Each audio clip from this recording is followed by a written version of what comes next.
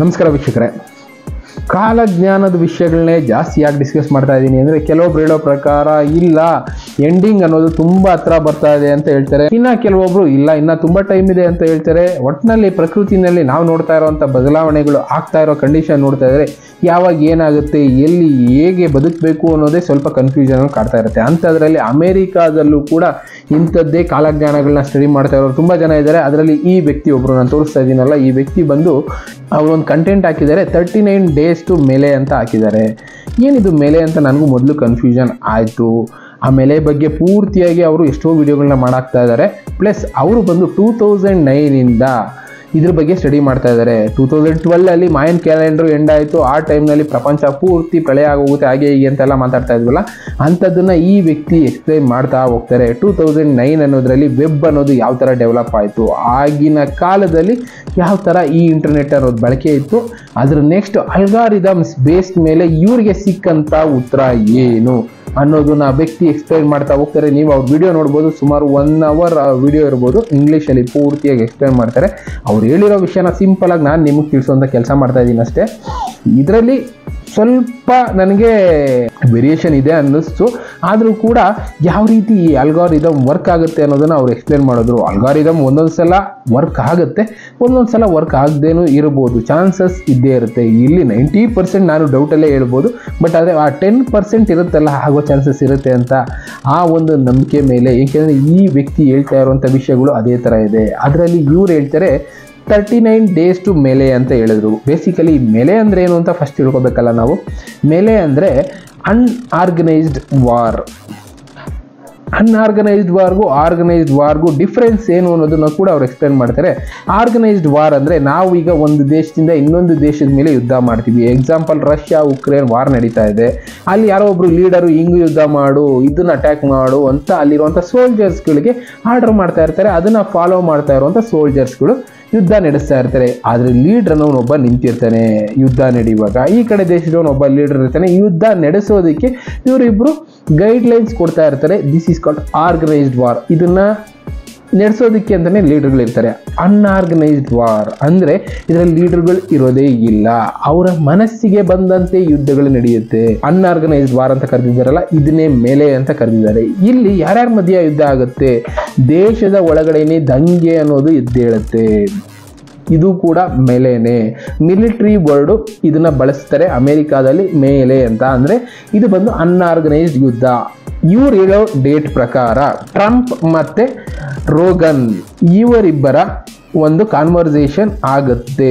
ಅವರ ಲೆಕ್ಕಾಚಾರದ ಪ್ರಕಾರ ಇದು 2009ರಿಂದ ಅವ್ರು ಸ್ಟಡಿ ಮಾಡ್ಕೊಂಡು ಬಂದಿರೋದ್ರಿಂದ ಅವ್ರು ಹೇಳ್ತಾ ಇರೋದು 2019ರಲ್ಲಿ ಅವ್ರದ್ದಿಬ್ಬರದು ಒಂದು ಕಾನ್ವರ್ಸೇಷನ್ ಆಗಬೇಕಾಗಿತ್ತು. ಅದಾಗಲಿಲ್ಲ. ಅದಾದ ಮೇಲೆ ಈಗ ನಾವು ಸಿಮ್ಸಾನ್ ಶೋ ನೋಡ್ತೀವಿ, ಅದರಲ್ಲಿ ಎಷ್ಟೆಷ್ಟೋ ಕಂಟೆಂಟ್ಗಳು ನಿಜ ಆಗಿರೋದಕ್ಕೆ ಸಾಕ್ಷಿ ಆಗಿದೆಯಲ್ಲ, ಅದೇ ರೀತಿ ಈ ವ್ಯಕ್ತಿನೂ ಎಕ್ಸ್ಪ್ಲೈನ್ ಮಾಡ್ತಾ ಇರೋದು. ಸಿಮ್ಸಾನ್ ಶೋನಲ್ಲಿ ಟ್ರಂಪ್ ಬಗ್ಗೆ ತುಂಬ ವಿಡಿಯೋಗಳನ್ನ ಮಾಡಾಕಿದ್ರು. ಟ್ರಂಪ್ ಅನ್ನೋನು ಬರ್ತಾನೆ, ಅವನು ಯಾವ ಥರ ಲೀಡ್ ಮಾಡ್ತಾನೆ, ಅವನ ಅಂತ್ಯ ಯಾವ ಥರ ಆಗುತ್ತೆ ಅನ್ನೋದಕ್ಕೂ ಕೆಲವಷ್ಟು ವಿಡಿಯೋಗಳು ಹಾಕಿದ್ರು. ಇನ್ನು 2024 ಎಲೆಕ್ಷನ್ನಲ್ಲಿ ಟ್ರಂಪ್ ಗೆಲ್ಲೋದ್ರ ಬಗ್ಗೆನೂ ಎಷ್ಟೆಷ್ಟೋ ವಿಡಿಯೋ ಬಂದಿತ್ತಲ್ಲ ಸಿಮ್ಸಾನ್ ಶೋನಲ್ಲಿ. ಅದೇ ರೀತಿ ಈ ವ್ಯಕ್ತಿನೂ ಸ್ಟಡಿ ಮಾಡಿ ಅದರಲ್ಲಿರುವಂಥ ಅನಾಲಿಟಿಕ್ಸ್ಗಳನ್ನ ಹೇಳೋದಕ್ಕೆ ಒಂದು ಪ್ರಯತ್ನ ಮಾಡ್ತಾ ಇದ್ದಾರೆ. ನೀವು ಬೇಕಾದ್ರೆ ಅವ್ರ ವಿಡಿಯೋ ನೋಡಿ. ನನಗನ್ಸಿದ್ದನ್ನು ಹೇಳ್ತೀನಿ, ಒಂದು 90% ನನಗೂ ಡೌಟ್ ಇದೆ ನಡೆಯುತ್ತೋ ಇಲ್ವೋ ಅಂತ. ಬಟ್ ನಡೆಯುವಂಥ ಚಾನ್ಸಸ್ ಜಾಸ್ತಿನೇ ಇದೆ. ಏಕೆಂದರೆ ಈ ಮೆಲೆ ಅನ್ನೋ ವರ್ಡು ನಾವು ಫಸ್ಟ್ ಟೈಮ್ ಕೇಳ್ತಾ ಇರೋದು. ಆದರೆ ಈ ಆಂತರಿಕ ಯುದ್ಧ ಅಂತಾರಲ್ಲ, ಅದು ಆಲ್ರೆಡಿ ಶುರು ಆಗೋಗಿದೆ. ಎಲ್ಲೆಲ್ಲಿ ಶುರು ಆಗಿದೆ? ನಮ್ಮ ದೇಶದಲ್ಲೂ ನಡೀತಾ ಇದೆ. ಬಾಂಗ್ಲಾದೇಶಲ್ಲಿ ಆಗಿತ್ತು ಈ ಆಂತರಿಕ ದಂಗೆ ಅನ್ನೋದು. ನೋಡಿದ್ವಲ್ಲ, ಪ್ರಧಾನಿ ಮನೆಗೆ ನುಗ್ಗಿ ಯಾವ ಥರ ಕಳ್ತನ ಮಾಡಿದ್ರು, ಯಾವ ರೀತಿ ದಾಳಿ ಅನ್ನೋದನ್ನು ನಡೆಸಿದ್ರು, ಅಲ್ಲಿ ಸೈನಿಕರ ಮೇಲೆ ಪೊಲೀಸವ್ರ ಮೇಲೆ ಯಾವ ರೀತಿ ದಾಳಿ ಅನ್ನೋದಾಯಿತು. ಅದನ್ನು ಬಿಟ್ಟರೆ ನಮ್ಮ ದೇಶದಲ್ಲಿ ಲೆಕ್ಕ ತಗೊಳ್ಳೋದಾದರೆ ಮಣಿಪುರಲ್ಲಿ ಇಂಥ ದಂಗೆ ನಡೀತು. ಇದನ್ನು ಕೂಡ ಮೇಲೆ ಅಂತಲೇ ಕರಿಬೋದು. ಅಂದರೆ ಆರ್ಮಿ ಜೊತೆಗೆ ಪ್ಲಸ್ ಜನಗಳು ನಡೆಸುವಂಥ ಯುದ್ಧ. ಇಲ್ಲಿ ಯಾರೂ ಕೂಡ ಲೀಡರ್ಗಳು ಅನ್ನೋದು ಇರೋದಿಲ್ಲ. ಅಲ್ಲಿ ಲೀಡ್ರ್ ಅನ್ನೋರು ಇರಲಿಲ್ಲ. ಲೀಡ್ರ್ ಅನ್ನೋನು ಎಲ್ಲೋ ಇದ್ನೇನೋ ಏನೋ ಒಂದು ಇನ್ಫಾರ್ಮೇಷನ್ ಕೊಟ್ಟು ಬಿಟ್ಬಿಟ್ಟಿರ್ತಾನೆ. ಅದನ್ನ ಇಟ್ಕೊಂಡು ಫೈಟ್ ಮಾಡೋದಕ್ಕೆ ಶುರು ಮಾಡಿಬಿಡ್ತಾರೆ ಜನ. ಅವರ ಕಂಟ್ರೋಲಲ್ಲೇ ಇರೋದಿಲ್ಲ ಜನ.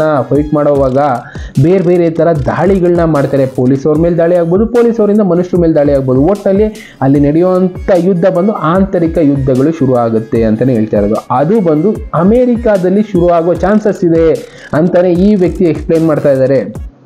ಈ ಮೇಲೆ ಅನ್ನೋದು ಯಾವ ಡೇಟು ಅಂತ ಕೂಡ ಅವ್ರು ಮೆನ್ಷನ್ ಮಾಡ್ತಾರೆ ನೋಡಿ, ಆ ವಿಡಿಯೋ ನೋಡಿದ್ರೆ ನಿಮ್ಗೆ ಅರ್ಥ ಆಗುತ್ತೆ. ಟ್ರಂಪ್ ಮತ್ತೆ ಮೋರ್ಗನ್ ಇಬ್ರು ಕುತ್ಕೊಂಡು ಮಾತಾಡಿದ 39 ದಿನಕ್ಕೆ ಈ ಆಂತರಿಕ ಯುದ್ಧ ಅನ್ನೋದು ಶುರು ಆಗುತ್ತೆ ಮೇಲೆ ಅನ್ನೋದು ಅಂತ ಮೆನ್ಷನ್ ಮಾಡ್ತಾರೆ. ಅಂದ್ರೆ ಅವ್ರು ಕುತ್ಕೊಂಡು ಮಾತಾಡಿದ್ದು ಅಕ್ಟೋಬರ್ 21 ಇರಬೇಕು. ಆ ಟೈಮ್ನಿಂದ ಲೆಕ್ಕಾಚಾರ ಹಾಕಿ ಅವ್ರು ಹೇಳಿದ್ದು ಡೇಟು ಡಿಸೆಂಬರ್ 5ನೇ ತಾರೀಕಿಂದ ಆದ ಮೇಲೆ, ಅಂದ್ರೆ ಡಿಸೆಂಬರ್ 5, 2024 ಆದ ಮೇಲೆ ಅಮೆರಿಕಾದಲ್ಲಿ ಈ ಮೇಲೆ ಅನ್ನೋದು ಜಾಸ್ತಿ ಆಗುತ್ತೆ. ಈಗ ಆಲ್ರೆಡಿ ಇದೆ ಬಿಡಿ, ಆದರೆ ಇನ್ನು ಜಾಸ್ತಿ ವಿಪರೀತ ಆಗ್ತಾ ಹೋಗುತ್ತೆ. ಅನ್ಆರ್ಗನೈಸ್ ಯುದ್ಧಗಳು ನಡೀತಾ ಹೋಗುತ್ತೆ. ಇದು ಯಾರ ಕಂಟ್ರೋಲಲ್ಲೂ ಇರೋದಿಲ್ಲ, ಯಾರು ಅದನ್ನು ನಿಲ್ಲಿಸೋದಕ್ಕೂ ಆಗೋದಿಲ್ಲ. ಒಟ್ಟಿನಲ್ಲಿ ಇದರಿಂದ ಜನ ಸಾಯ್ಬೇಕಾಗತ್ತೆ, ಜನ ಲೂಟಿ ಮಾಡೋದಕ್ಕೆ ಶುರು ಮಾಡ್ತಾರೆ ಅಂತಾನೆ ಈ ವ್ಯಕ್ತಿ ಎಕ್ಸ್ಪ್ಲೇನ್ ಮಾಡ್ತಾರೆ.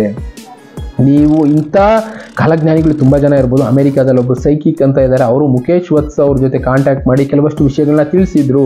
ಅದೇ ರೀತಿ ಈ ವ್ಯಕ್ತಿನೂ ಅವರು ಅಧ್ಯಯನ ಮಾಡಿರೋ ವಿಷಯಗಳನ್ನ ಜನರಿಗೆ ತಿಳಿಸೋ ಒಂದು ಪ್ರಯತ್ನ ಮಾಡ್ತಾ ಇದ್ದಾರೆ. ಆಲ್ಗರಿದಮ್ಸ್ ಅನ್ನೋದು ಯಾವತ್ತೂ ಫೇಲ್ ಆಗಿಲ್ಲ, 90% ಫೇಲ್ ಆಗಿಲ್ಲ. ಬಟ್ ಆದರೆ ನಾನಿಲ್ಲಿ 90% ಡೌಟಲ್ಲೇ ಹೇಳ್ತಾ ಇದ್ದೀನಿ. ಎಂತಕ್ಕೆ ಅಂದರೆ ಇದು ನಡೆಯುತ್ತೋ ಇಲ್ವೋ ನನಗೆ ಗೊತ್ತಿಲ್ಲ, ಬಟ್ ಆದರೆ ಆಲ್ರೆಡಿ ಅದ್ರ ಮಧ್ಯೆ ಬದುಕ್ತಾ ಇದ್ದೀವಿ ಅನ್ನೋ ಕಾರಣಕ್ಕೋಸ್ಕರ ಈ ವಿಷಯನ ನಿಮಗೆ ತಿಳಿಸ್ತಾ ಇದ್ದೀನಿ. ಮೇಲೆ ಅನ್ನೋದು ನಮ್ಮ ಭಾರತದಲ್ಲಿ ಈಗ ಮಣಿಪುರಲ್ಲಿ ನಡೆದಿದೆ, ಇನ್ನು UPನಲ್ಲಿ ನಡೆದಿದೆ, ಈಗ ಮುಂಬೈಯಲ್ಲಿ ಕೂಡ ನಡೀತಾ ಇದೆ. ಅಟ್ ಪ್ರೆಸೆಂಟು ಈ ಅನ್ಆರ್ಗನೈಸ್ಡ್ ಯುದ್ಧಗಳು ಅನ್ನೋದು ನಡೀತಾನೆ ಇದೆ. ಒಟ್ಟಿನಲ್ಲಿ ಇದನ್ನೇ ಇವ್ರು ಹೇಳ್ತಾ ಇರೋದು. ಇವರಿಬ್ಬರು ಮಾತುಕತೆ ಆದ 39 ದಿನ, 39 ದಿನ ಅನ್ನೋದು ಒಂದು ಕ್ಯಾಲ್ಕುಲೇಷನ್ ಬೇಸ್ ಮೇಲೆ ಹೇಳ್ತಾ ಇದ್ದಾರೆ.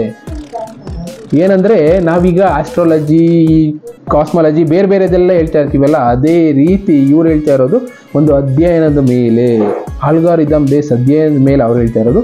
ಇನ್ನು 39 ದಿನ ಆದಮೇಲೆ ಡಿಸೆಂಬರ್ 5ನೇ ತಾರೀಕು ಕಳೆದಾದ್ಮೇಲೆ ಈ ಮೇಲೆ ಅನ್ನೋದು ಜಾಸ್ತಿ ಆಗ್ತಾ ಹೋಗುತ್ತೆ. ಇದನ್ನು ಅವರು ಸ್ಯಾನ್ಸ್ಕ್ರಿಟು ಇನ್ನು ಬೇರೆ ಬೇರೆ ಲ್ಯಾಂಗ್ವೇಜಲ್ಲಿ ಕೂಡ ಮೆನ್ಷನ್ ಮಾಡಿ ಹೇಳ್ತಾರೆ. ರೈಟ್ ಸೈಡ್ ಒಂದು ಬೋರ್ಡ್ ಇದೆ, ಅದರಲ್ಲಿ ಒಂದು 7-8 ಲ್ಯಾಂಗ್ವೇಜ್ ಎಲ್ಲ ಬರೆದಿದ್ದಾರೆ. ಅದರಲ್ಲಿ ಹುರಿಯನ್ ಲ್ಯಾಂಗ್ವೇಜ್ ಅಂತ ಕೂಡ ಮೆನ್ಷನ್ ಮಾಡಿದ್ದಾರೆ. ಅದು ಬಂದು ಸುಮಾರು 5,000 ವರ್ಷಗಳ ಹಿಂದೆ ಇದ್ದಂಥ ಲ್ಯಾಂಗ್ವೇಜು. ಪ್ಲಸ್ ಸಂಸ್ಕೃತ ಕೂಡ ಮೆನ್ಷನ್ ಮಾಡಿದ್ದಾರೆ ಕೆಳಗಡೆಯಿಂದ 3ನೇದು ನೋಡೋದಾದರೆ. ಸಂಸ್ಕೃತದಲ್ಲೂ ಇದ್ರ ಬಗ್ಗೆ ಉಲ್ಲೇಖ ಇದೆ ಅಂತೆಲ್ಲ ಹೇಳ್ತಾರೆ. ಇನ್ನು ಕಲಿಯುಗ, ದ್ವಾಪರ ಯುಗ ಯಾವ ಥರ ಶುರು ಆಯಿತು, ಯಾವ ಥರ ಅಂತ್ಯ ಆಯಿತು, ಅದ್ರ ಬಗ್ಗೆನೂ ಈ ವ್ಯಕ್ತಿ ಸ್ಟಡಿ ಮಾಡಿದ್ದಾರೆ. ಅದ್ರ ಆಧಾರದ ಮೇಲೆ ಇವ್ರು ಹೇಳ್ತಾ ಇರೋದು ಏನು ಅಂದರೆ, ಈ ಮೇಲೆ ಅನ್ನೋದು ಶುರುವಾಗುತ್ತೆ ಜನವರಿ 15ರಿಂದ ಫೆಬ್ರವರಿ 15 ತುಂಬ ಪೀಕ್ ಆಗ್ತಾ ಹೋಗುತ್ತೆ. ಅದ್ರ ಜೊತೆಗೆ ಈ 39 ದಿನದ ಒಳಗಡೆ ಏಲಿಯನ್ಸ್ ಅಟ್ಯಾಕ್ ಅನ್ನೋದು ಆಗಬಹುದು. ಏಲಿಯನ್ಸ್ಗಳು ಕಂಟ್ರೋಲ್ ಮಾಡೋದಕ್ಕೆ ಶುರು ಮಾಡಬಹುದು ಕೆಲವೊಂದು ಟೆಕ್ನಾಲಜಿಗಳನ್ನ. ಇನ್ನು ಕೆಲವಷ್ಟು ಜಾಗದಲ್ಲಿ ಇಂಟರ್ನೆಟ್ ಇಲ್ಲದೆ ಹೋಗ್ಬೋದು, ಕರೆಂಟ್ ಇಲ್ಲದೆ ಹೋಗ್ಬೋದು. ಈ ಥರ ಸಂಗತಿಗಳು ನಡೆಯುವಂಥ ಚಾನ್ಸಸ್ ಇರುತ್ತೆ.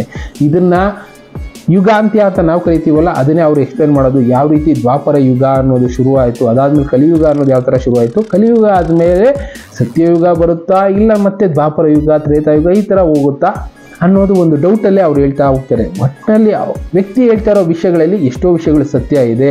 ಈಗ ಆಲ್ರೆಡಿ ಅದ್ರ ಮಧ್ಯೆನೇ ನಾವು ಬದುಕ್ತಾ ಇರೋದ್ರಿಂದ, ಈ ಮೇಲೆ ಅನ್ನೋದ್ರ ಮಧ್ಯೆನೇ ಬದುಕ್ತಾ ಇರೋದ್ರಿಂದ ಹೌದು ಆ ವ್ಯಕ್ತಿ ಹೇಳ್ತಾ ಇರೋದು ನಿಜ ಅನ್ನೋದು ಎಲ್ಲರಿಗೂ ಅನಿಸುತ್ತೆ. ನೀವು ಒಂದ್ಸಲ ಆ ವ್ಯಕ್ತಿ ಹೇಳ್ತಾ ಇರೋ ವಿಷಯಗಳನ್ನ ಪೂರ್ತಿಯಾಗಿ ಕೇಳಿಸ್ಕೊಳ್ಳಿ. ತುಂಬ ಐಫೈಯಲ್ಲಿ ಹೇಳ್ತಾರೆ ಅವರು, ಅರ್ಥ ಆಗೋ ಸ್ವಲ್ಪ ಕಷ್ಟ ಆಗ್ಬೋದು. ಅದಕ್ಕೋಸ್ಕರ ನಾನು ಕನ್ನಡದಲ್ಲಿ ನಿಮಗೆ ತಿಳಿಸ್ತಾ ಇದ್ದೀನಿ. ಬಟ್ ಅವ್ರು ಹೇಳ್ತಾ ಇರೋದು ಡೇಟ್ಗಳನ್ನ ಮೆನ್ಷನ್ ಮಾಡಿ ಹೇಳ್ತಾರೆ. ಒಟ್ಟಿನಲ್ಲಿ ಅವ್ರು ಹೇಳ್ತಾ ಇರೋದು ಏನು ಅಂದರೆ, ಈ ಮೇಲೆ ಅನ್ನೋದು ಆಲ್ರೆಡಿ ನಡೀತಾ ಇದೆ, ಇದ್ರ ಮಧ್ಯೆ ಬದುಕ್ತಾ ಇದ್ದೀವಿ, ಇನ್ನೇನು ಪೀಕ್ ಅನ್ನೋದು ಶುರುವಾಗುತ್ತೆ. ಒಟ್ಟಿನಲ್ಲಿ ಏಲಿಯನ್ಸ್ ಕಂಟ್ರೋಲ್ ಅನ್ನೋದು ಈ ಡಿಸೆಂಬರ್ 5 ಒಳಗಡೆ ಕೆಲವೊಂದು ಇನ್ಸಿಡೆಂಟ್ಗಳು ನಡೆಯುತ್ತೆ ಅಂತ ಹೇಳ್ತಾ ಇದ್ದಾರೆ. ಕಣ್ಣು ಕಾಣಬಹುದು, ಕಾಣದೇನೆ ಇರ್ಬೋದು. ಅದರಲ್ಲಿ ಒಂದು ಹೇಳ್ತಾರೆ ವಿಸಿಬಲ್ ಕಂಟೆಂಟ್ ಕಾಣಿಸುತ್ತೆ ನಮಗೆ ಕೆಲವೊಂದು. ಅಲ್ಲಿ ಮೇಲ್ಗಡೆ ಬೋರ್ಡಲ್ಲಿ ತೋರಿಸ್ತಾರೆ ನೋಡಿ, 39 ಡೇಸಲ್ಲಿ ಅಕ್ಟೋಬರ್ 21ರಿಂದ ಡಿಸೆಂಬರ್ 5 ಒಳಗಡೆ ಈ ವಿಸಿಬಲ್ ಕಂಟೆನ್ಷನ್ ಒಂದು ನಡೆಯುತ್ತೆ. ನಮಗೆ ಕಣ್ಣಿಗೆ ಕಾಣುತ್ತೆ, ಎಲ್ಲರಿಗೂ ಕಾಣದೇ ಇರ್ಬೋದು, ಕೆಲವೊಬ್ಬರು ಜನಕ್ಕೆ ಇದು ಕಣ್ಣಿಗೆ ಕಾಣುತ್ತೆ. ಇದು ಆದ ಮೇಲೆ ಅದೇನು ಬೇಕಾದ್ರೂ ಆಗಿರ್ಬೋದು. ನಾನು ಹೋಪಿ ಜನಾಂಗದ ಬಗ್ಗೆ ನಿಮ್ಗೊಂದು ವಿಡಿಯೋದಲ್ಲಿ ತಿಳಿಸಿದ್ದೀನಲ್ಲ, ಆಕಾಶದಿಂದ ಏನೋ ಒಂದು ಬೀಳ್ಬೋದು, ಏಲಿಯನ್ಸ್ ಸ್ಪೇಸ್ಶಿಪ್ಪೇ ಬರ್ಬೋದು, ಒಟ್ಟಲ್ಲಿ ಏನೋ ಒಂದು ಆಗುತ್ತೆ ಅಂತ ಆ ವ್ಯಕ್ತಿ ಹೇಳ್ತಾ ಇದ್ದಾರೆ. ಅದಕ್ಕೆ ನನಗೆ ಸ್ವಲ್ಪ ಡೌಟ್ ಆಗಿದೆ. ಏಕೆಂದರೆ ಇನ್ನು ಡಿಸೆಂಬರ್ 5 ಒಳಗಡೆ ಏಲಿಯನ್ಸ್ ಸ್ಪೇಸ್ಶಿಪ್ ಎಲ್ಲಿಂದ ಬರುತ್ತಪ್ಪ, ಅದ್ರ ಬಗ್ಗೆ ಏನು ಗೊತ್ತಿರಲ್ವಾ ಸೈಂಟಿಸ್ಟ್ಗಳಿಗೆ ಅಂತ ನಾನು ಸ್ವಲ್ಪ ಡೌಟಲ್ಲೇ ನಾನು ಹೇಳ್ಬೇಕೆಂದ್ರೆ ಟೆಕ್ನಿಕಲಿ ನಾವು ಯೋಚನೆ ಮಾಡಬೇಕಾಗತ್ತೆ. ಆ ವ್ಯಕ್ತಿ ಆ ವಿಷಯಗಳನ್ನ ಅಲ್ಗಾರಿದಮ್ ಬೇಸ್ ಹೇಳ್ತಾ ಇದ್ದಾರೆ, ಸೈನ್ಸ್ ಬೇಸಲ್ಲಿ ಅವರು ಹೇಳ್ತಾ ಇದ್ದಾರೆ. ಬಟ್ ಆದರೆ ನನಗೂ ಸ್ವಲ್ಪ ಡೌಟ್ ಇದ್ದೇ ಇದೆ.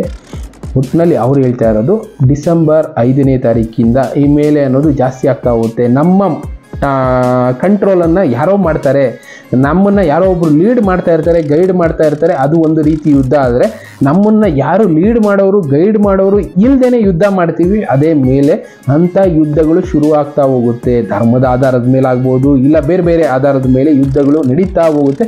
ಒಟ್ಟಿನಲ್ಲಿ ಈ ಮೇಲೆಯಿಂದ ಜನ ಬಲಿಯಾಗ್ತಾರೆ. ಇದು ಬಂದು ಡಿಸೆಂಬರ್ 5ನೇ ತಾರೀಕು ಆದಮೇಲೆ ಜಾಸ್ತಿ ಆಗುತ್ತೆ. ಜನವರಿ 15ರಿಂದ ಫೆಬ್ರವರಿ 15 ತುಂಬ ಪೀಕ್ ಆಗುತ್ತೆ. ಜನಗಳು ಜಾಸ್ತಿ ಹೊಡೆದಾಡುವಂಥ ಸಂಗತಿಗಳು ನಡೆಯುತ್ತೆ ಅಂತ ಹೇಳಿದ್ದಾರೆ.